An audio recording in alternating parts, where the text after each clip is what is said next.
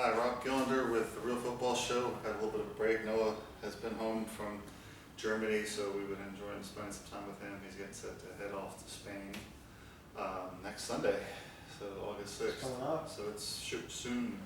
So we're going to do a couple different episodes. The first one's going to be his experience in Germany, the highs, the lows, the positives, the negatives from his standpoint of his experience there, and I'll just let him talk and then I'll interject if I think I need to. Can we talk about the second half of the season since we talked about the first? Yeah, probably.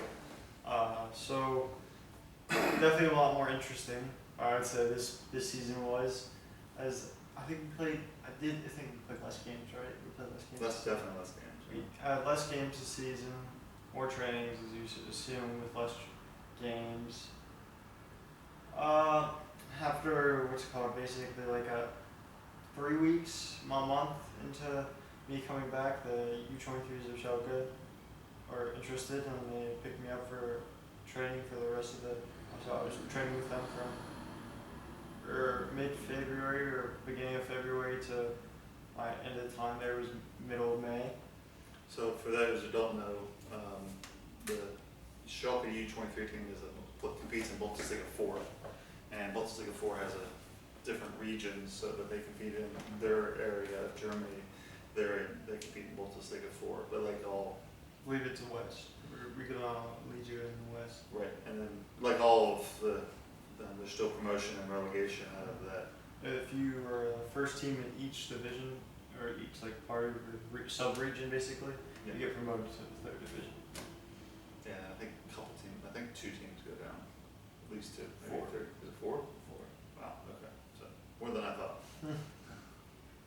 Okay. So he went back. He was able to practice with the U23s for about 3.5 months. Tell him. I know this was, as dad and concerned with your health. What was in a 2-week period? What was the most amount of practices you had? 2-week period, roughly 30 practices. I think that was probably the first time I had the 15 practices in like 6 days. Body was dead, and then I found out I had to do it again next week. I have only 1 day off. Keep in mind in that time period. So it's like you had Sunday off, right? Yeah, that one Sunday off, and then back to it. So like on that Sunday, I think I left my bed 3 times. I left my room 3 times. All of that time was to get the food. And the other time I left my bed was to go to the bathroom and take a shower.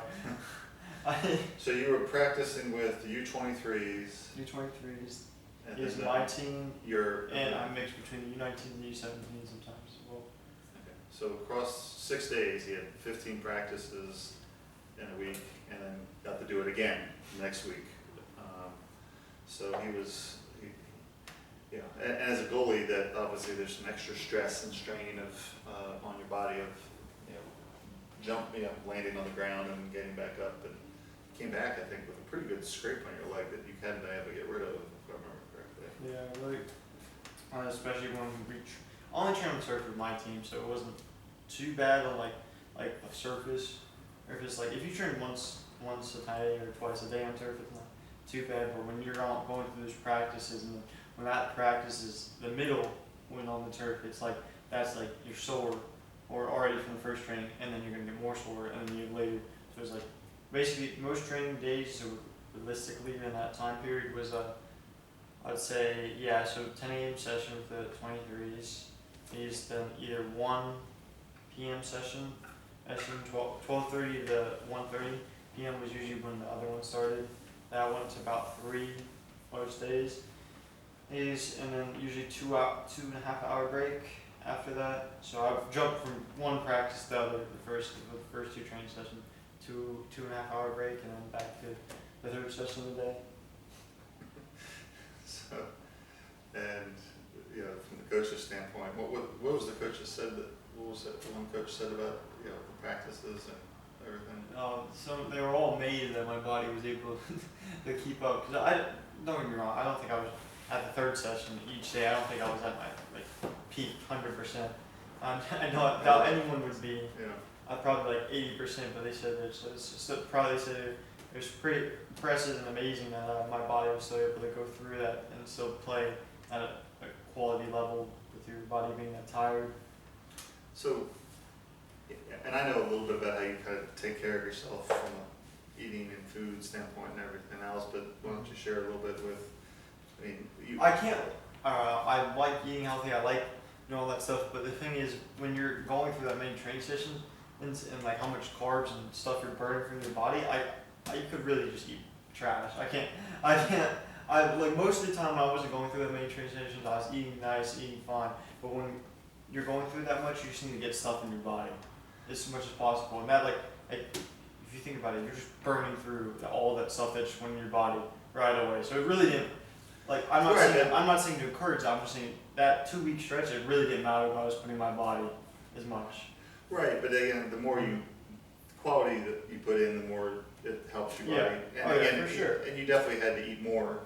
Oh, yeah. And the more wasn't necessarily the best thing for you, but you gotta keep the core stuff that you're eating to high protein, high, I think carbs have gone kind of out the window as not really, you don't really need to carbo load like that. I think that used to be a thing. And high protein, I think, would be the main thing. Yeah, high protein is much bigger, helps you control appetite. Not that he needs to. He's in the unique situation where he needs to put on weight, and then he's put on 8 or 10 pounds of muscle since you've been. It's just under 180 right now. Yeah, so he came back, and the one thing the U23 coach said to him is they thought he should be stronger, not bigger, not height wise, but just more muscles. So he and his friends have been working out 2 hours a day, about 5 days a week, at one of the local gyms, and his real skinny friend has actually put on more weight than him, but then it was easier for him because he had a really. We're the same height, and there's about 35-pound difference for you when we started.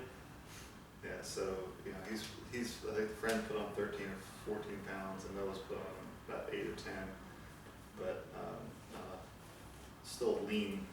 Yeah, and then as a goalkeeper, the other thing is you got to make sure that you're keeping a balance with flexibility and everything else. You can't get mobility as well. You put on too much. So, any last things on your experience? Well, give us the quick, top 2 or 3 highlights, and what things that maybe two or three things that you wish had been better in some form or fashion, or 2 or 3 best things. I mean, the first day I trained the 23s was probably the worst day I could have chosen, because the day before that, 2 days before that, we had I had a night session, so I was I think that was my third training session, because I was training with another team as well at that time, and we had a very heavy gym session, extremely heavy gym session, very leg oriented day. I told the coach of that I have a game the next day, and he still made me go heavy. So I was too pleased. I had to do heavyweight. We had a morning game that next day. It wasn't supposed to be my game to play because me and the other keeper were supposed to alternate games. The other keeper said he doesn't want to play, so I'm gonna have to play. And our coach was all pissed off at me that I'm telling him before the game. I'm telling him my legs are tired and stuff. Blah blah blah. Well, you had 3 practices. 3 practices and 1 heavy gym session as well on top of that. And I'm telling him I'm tired. And it's not even supposed to be my game, so I feel like I have all say I'm tired, and he knows I'm training that much. I'd show that I didn't play a good game, and as you assume, I didn't want to play. My legs were tired and beat. Didn't have a good game. The next morning, we had a goalkeeper session. The 23s were training up on the field next to us, and their goalkeeper coach goes, "Do you want to come join the session?" And as much as I'm tired, I didn't want to play. I didn't even want to be at the goalkeeper session. I'm like, can't say no to this. There's no way I can say no to this. I'd be stupid if I said no. So I joined the session. Didn't think I did too bad. Saved a few shots. It was just a quick crossing finishing drill, so nothing too major to start. Alright, so I think that was probably the worst thing you could say. I didn't like the coach at all that season. Me and him didn't have the best relationship, you could say. But probably some of the best moments was after my 3rd, 4th, 5th, around that, probably 4th or 5th training session. You could feel the groove with the 23s. You could feel I could feel that I was getting caught up with the play, and I feel like first few days passing wasn't good, and all the other stuff was not computing and not correlating together. But then finally that practice where you just like feel it, I was in the zone. I could feel, and my passes were good, my shots, I was saving, hitting, all that stuff. And one of the captains just gave me a pound back. He's like, good training. All the players said you're a really good player, good training of the day. And it's just like that's just a boot of confidence to know that you're at that level and that you can compete with players of that caliber. Noah hadn't quite turned 19 when he started training with him. Turned 19 shortly after. They say U23s. Now U23s in Germany, they're allowed 3 players older than 23 to be on the roster. I think the oldest was 32, if I remember correctly. And I think the youngest, Leroy Sané from Bayern Munich, his younger brother City Sané was on just the roster, left, and he's he about just a left year. the 23s. Yeah, you know where he went? He went to a third division club. I'm not sure. So that was, I think, the next youngest player, if I remember correctly. So that's kind of his experience in Germany. We'll move on to his plans for this season in a minute.